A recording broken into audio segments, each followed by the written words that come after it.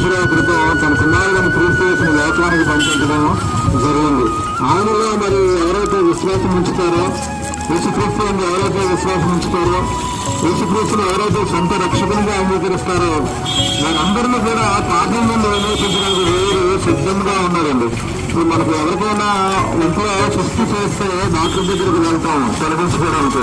అనారోగ్యం కలిగితే అనారోగ్యాన్ని తగ్గించుకోవడానికి ఒక స్పెషలిస్ట్ దగ్గరికి వెళ్తాం. ఎందుకంటే ఆ రోగానికి ఏ మందులు వాడాలో, ఆ రోగాన్ని ఎలా తగ్గించాలో మనకు కావాల్సిందంటే ఆ డాక్టర్ తెలుస్తుంది. అలాగే మనిషికి ఉన్న ఒక పాపాన్ని తొలగించాలి అంటే ఏది కూడా ఒక జలం వాటర్ లేదు శక్తి, వేరొక వాటికి ఉంటాయి పదార్థానికి కానీ లేదు. కానీ ఆ మనిషి యొక్క పాపాన్ని దోషాన్ని తొలగించే శక్తి దేనికి ఉందంటే పరిశుద్ధ రక్తానికి ఉంది.